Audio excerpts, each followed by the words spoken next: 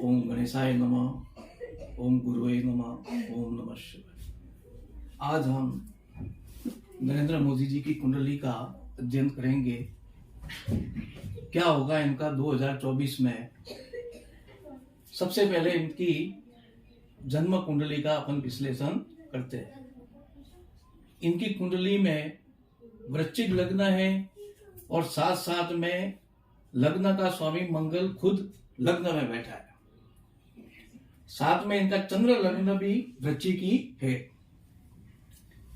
मंगल लग्न में बैठा होने के कारण से और साथ में चंद्र होने के कारण से इनका स्वास्थ्य अच्छा रहेगा और स्वास्थ्य के लिए ये सजग रहेंगे।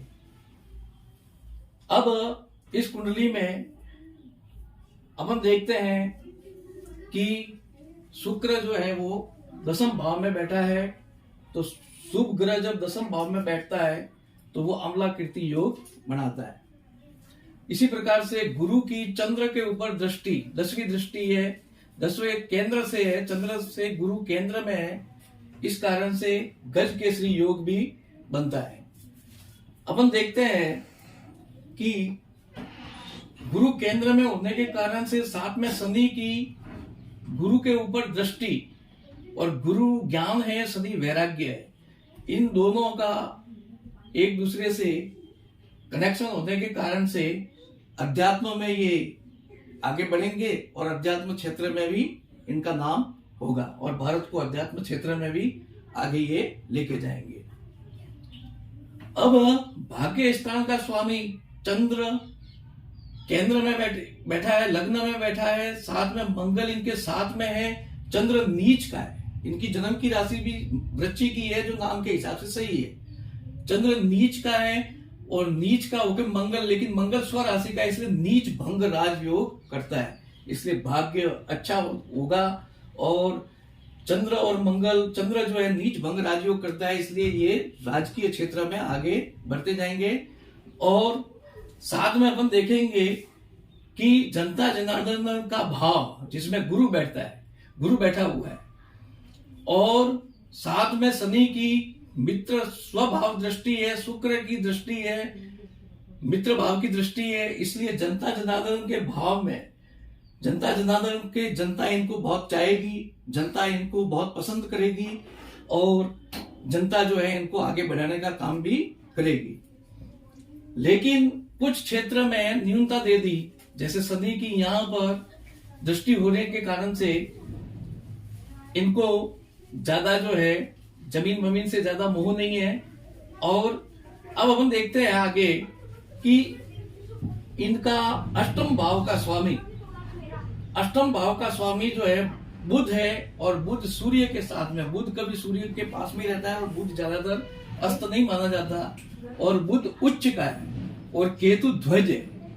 और केतु ध्वज है, सूर्य बुधादित्य योग है और केतु उसको ध्वज की तरफ और आगे बढ़ा रहा है। इसलिए ये भाव अष्टम भाव और साथ में अपन कहेंगे कि ये प्रबल भाव हो गए। इसलिए इनको किसी भी प्रकार से लाभ मिलता रहेगा। जिस क्षेत्र में ये हाथ डालेंगे उस क्षेत्र से इनको लाभ मिलता रहेगा, इनमें ये सफल होंगे। और मृत्यु स्थान का स्वामी बुध उच्च होने के कारण से इनकी आयु जो है बहुत अच्छी होगी और साथ में आयु भी अच्छी होगी। साथ में ये भाव गुप्त स्थान भी कहा जाता है, अन्वेषण का भाव भी कहा जाता है, विज्ञान का भाव भी कहा जाता है और साथ साथ में तंत्र मंत्र यंत्र का भी भाव कहा जाता है। इसलिए इन क्षेत्रों में भी उनकी बहुत ज्यादा रुचि होगी। बुध जो है इनको अध्यात्म की ओर लेके जाता है। यहां पर अपन आगे देखते हैं कि अपन देखते हैं राहु जो है पंचम भाव में बैठा है।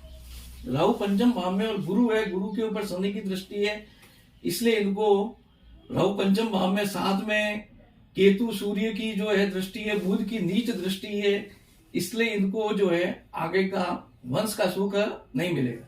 और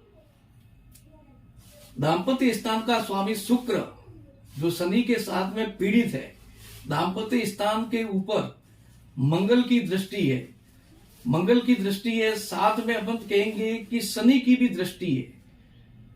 7, 8, 9, 10 शनि की दृष्टि है। शुक्र शनि से पीड़ित है, इसलिए शुक्र केंद्र में होने के कारण दाम्पत्य सुख दे तो दिया, लेकिन इनका लंबा सुख चला नहीं है।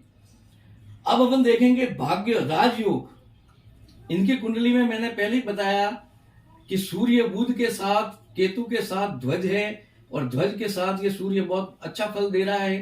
5वें भाव का स्वामी है, ये 10वें भाव का स्वामी है। साथ में चंद्र जो है उच्च का होने के कारण से, नीच भंग राजयोग होने के कारण से ये चंद्र भी बहुत अच्छा फल देगा। इसलिए भाग्य, अध्यात्म, धर्म के क्षेत्र में ये आगे बढ़ते जाएंगे।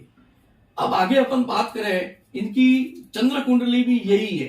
चंद्र कुंडली, सूर्य कुंडली की बात करें तो सूर्य कुंडली के हिसाब से भाग्य स्थान का स्वामी शुक्र जो द्वादश स्थान में, द्वादश स्थान में शुक्र बलवान माना जाता है। और साथ में 10वें भाव का स्वामी सूर्य कुंडली के हिसाब से केंद्र में, सूर्य भी केंद्र में और केतु के साथ युति, इसलिए केतु ध्वज है जो इन दोनों भावों, इन दोनों ग्रहों की ताकत को बढ़ाता है। तो कहने का मतलब यह है कि इनकी भाग्य की भी ताकत बढ़ेगी, साथ साथ में अपन कहेंगे 10वें भाव की भी शक्ति बढ़ेगी, और इस कारण से इनके अंदर राजयोग का भी जो है निर्माण हो रहा है। अब आगे अपन बात करते हैं, आगे जो है वो देखते हैं कि शिक्षा के क्षेत्र में 12वां भाव है गुरु। तो गुरु जो है वो केंद्र में, गुरु का संबंध शनि से। तो नीति राजनीति के क्षेत्र में राहु खुद नीतिज्ञ है, और राजनीति के क्षेत्र में इनकी जो है शिक्षा हुई है। और साथ में बुध इनको चतुर भी बनाता है, बुध इनको, और मंगल इनको दृढ़ विश्वासी बनाता है, मंगल इनको मजबूत बनाता है। जो काम मन में ठान लेते हैं वो काम पूरा करके ही दिखाएंगे और दिखाते हैं। साथ में चंद्र विपरीत राजयोग के कारण, बलवान होने के कारण से इनका मनोबल भी उच्च होगा। जो काम ये हाथ में लेंगे वो जरूर करके पूरा करके रहेंगे। साथ में इधर भाव का स्वामी शनि केंद्र में है, गुरु केंद्र में होने से कुंडली के काफी दोषों का जो है वो निवारण करता है। अब 2024 में अपन देखेंगे क्या होगा। तो 2024 की ये जो गोचर कुंडली है, इसमें चंद्र केंद्र में बैठा है। चंद्र यहाँ पर है, लग्न के ऊपर गुरु और सूर्य की दृष्टि है। यानी गोचर कुंडली में 2024 में गोचर कुंडली के ऊपर, खुद के ऊपर गुरु और सूर्य की दृष्टि, और गुरु और सूर्य की मित्र भाव पर दृष्टि होने के कारण से ये गुरु यहाँ पर 5वें भाव, और साथ साथ में अपन कहेंगे कि यहाँ पर अपन 5वें भाव और साथ साथ में द्वितीय भाव, यानी आय भी देगा, लाभ भी देगा। सूर्य जो है ये इधर का भाग है, कर्म इनका बढ़ता जाएगा 2024 में, और ये कर्म क्षेत्रीय हो गए। और गुरु के कारण से ये अध्यात्म में 2024 के बाद में ये अध्यात्म के क्षेत्र में भारत को और आगे लेके जाएंगे। शनि जो है जनता जनार्दन का भाव है, और ये चतुर्थ भाव में बैठा है।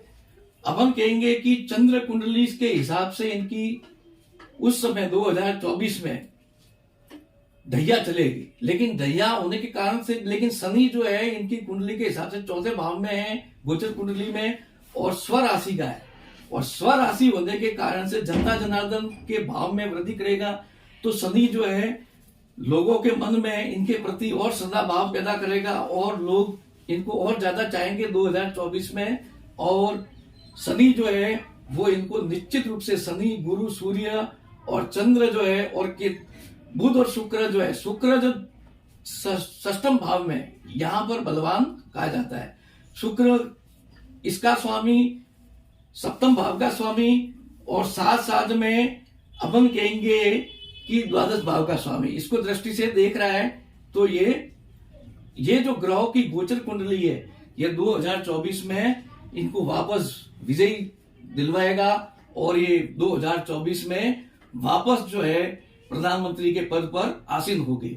और धीरे धीरे बाद में 2024 के बाद में इनके अंदर अध्यात्म क्षेत्र में, अध्यात्म में वृद्धि होती जाएगी इनकी, और अध्यात्म में भारत को सिरमौर बनाएंगे, और भारत को जगत गुरु बनाने के ऊपर भारत माता को जगत गुरु के सिंहासन पर आसीन करने में इनका बहुत बड़ा हाथ होगा और उनके बाद में आने वाले भी बहुत अच्छे रहेंगे। तो मेरी इस वीडियो को ज्यादा से ज्यादा लाइक करें, सब्सक्राइब करें, कमेंट करें, ताकि आने वाले वीडियो की जानकारी जो है वो आपको मिल सके। ज्यादा से ज्यादा सब्सक्राइब करें। ओम नमः शिवाय। धन्यवाद।